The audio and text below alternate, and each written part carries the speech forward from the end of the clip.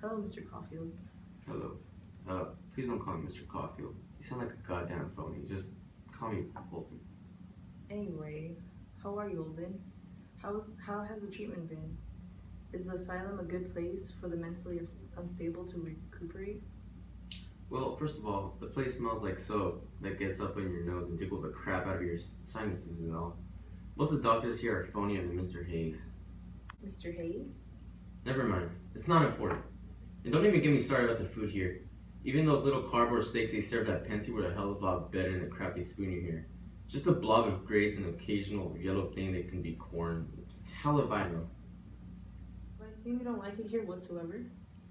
Now, I never said that. I hate everything here but some of the patients. You know, many guys in here, they get it. They know what the hell I'm talking about. Like Frankie, for example. That guy's damn smart.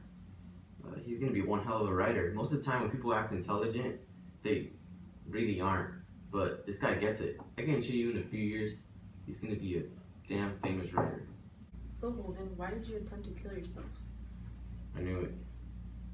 I goddamn knew it. You bastards want a damn sob story so you can feel pity for the poor guy named Holden Caulfield. But I'll tell you, not because I give a damn what you think, but only because I feel like it. Okay, Holden, tell us why. Why try to kill yourself in the way you did? Well, I'll tell you all the major stuff. One cold night, I went to this hotel. I won't tell you which one. You gotta find out yourself. I mean, you're gonna find out either way.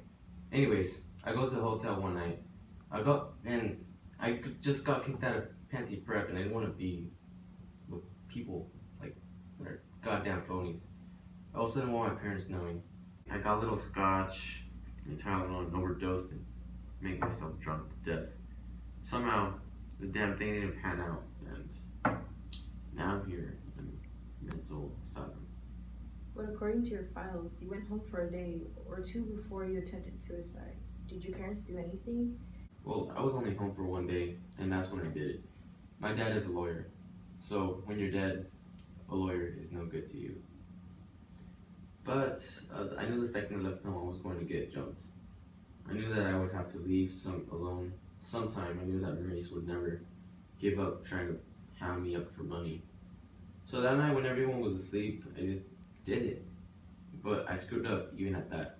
Why did you choose to kill yourself in the way you did? Because I don't want to be a gory mess for the rubberneckers that stare at it. If I get jumped out of a window or something, I would have to be a big bloody mess. And the same thing if I had shot myself. I don't want to leave a mess like James Castle did. Who's James Castle? He's a kid that went to one of my previous schools who committed suicide by jumping out of a window. He landed, it was a bloody damn mess. Ugh, disgusting. I could hear the sound of him hitting the ground from inside the showers. I'm sorry to hear that. Were you close to him? No, I only talked to him like once when he asked me if he can wear my turtleneck.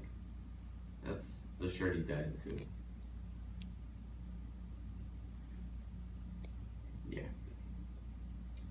Nobody respects the dead. It's really sad.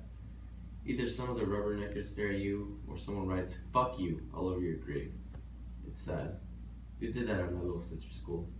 Anyways, if anybody did that to my brother at Ellie's grave, I'd kick their ass. Normally, I'm rather yellow, but yeah. What happened to Ailey? Leukemia. God damn leukemia. He has so much in him. He has so much left to live. And Ali would have one hell of a life. Better than mine, I tell you. He was always laughing at stuff he thought up, and he was always so nice to everyone. It's funny, he was my little brother, but I looked up to him. I never seen him get so sore at anybody in his entire life. He died 2 years younger than me. In all honesty, I wish I had spent more time with him, like, more than he died. More before he died. Part of me. Part of my crap. But anyways, he's such a good guy to be around. Oh, if only I had met him. You would have loved him. Sounds like he was very close to you. Yes and no. I mean, we were close and all, but we weren't terribly close, where we would just cry with each other. God damn, I wouldn't like that. We talked and enjoyed each other, but he was always my younger brother, so it's kind of hard to be best friends with your brother. But he's one of the closest things I've had compared to other friends. How did Ailey's death make you feel? The night he died, I slept in my garage. I punched the hell out of all the windows and just put my bare hands just for the hell of it. I went to the hospital and all. It's no big deal. Kind of messed up my fist because of that. It hurts, but I'm fine. You know, I miss him, but it gets easier every day. If you could tell Ailey one thing now, what would it be? I tell him I love him and everything he's done, that I appreciate him. But I don't know. In the heat of the moment, I don't know what I would tell him. Do you think you'll see him in heaven? I don't really believe in heaven and all that. So you don't believe in Christ and God? No, I really like Jesus.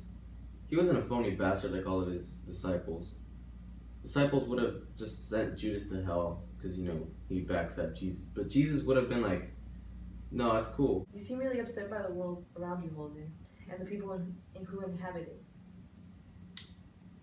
I am. You know? It's because you have to fit yourself in all these goddamn expectations.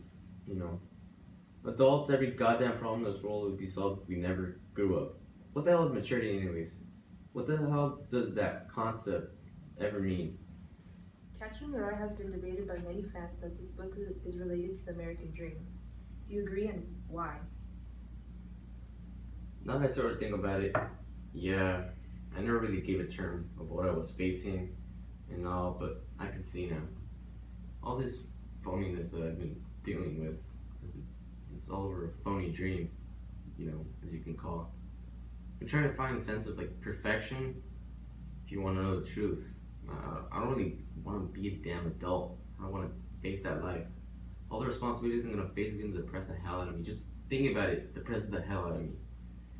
And if I ought to be honest, I can't really imagine myself as some lawyer or doctor. Don't like thinking about that stuff. But listen, I don't want to depress you by telling you how transitioning from a kid to an adult sucks, but I'm just going to say this. I tried fitting into this filthy world in my own way, and the only way you can do it is by doing the American dream. And I learned that this American dream is like a race, you know? It's a race that you enter, and you don't even choose to be in it. So if you lose, it's on you, and that damn sucks. And I despise that crap, you know? You gotta win by doing stuff that you don't want to do, like changing. You gotta face responsibilities. I despise that crap. I wish they didn't have to turn into an adult by trying to live life. Have you ever considered that your view on people and the world is a little bit negative? Not everyone is as phony as you think they are. You might be damn right. It may be negative, but I'm just being realistic. You just came here to write a story about the poor old Holden Caulfield. It's just crazy that you just want to sell more papers, and I know you do. You want to have everyone give me pity and just look down at me and be like, oh, poor Holden. Oh, he's going through this, he's going through that. But no one ever did when I was just roaming in New York, just struggling. And the only people who did was my little sister and my younger brother and my older brother, but they're just poor kids. Well, I mean, my older brother isn't, but anyways, you're just another goddamn adult with thinking that they're superior just because they went to college, just because they turned into an adult. But guess what? You're not. You're just a phony.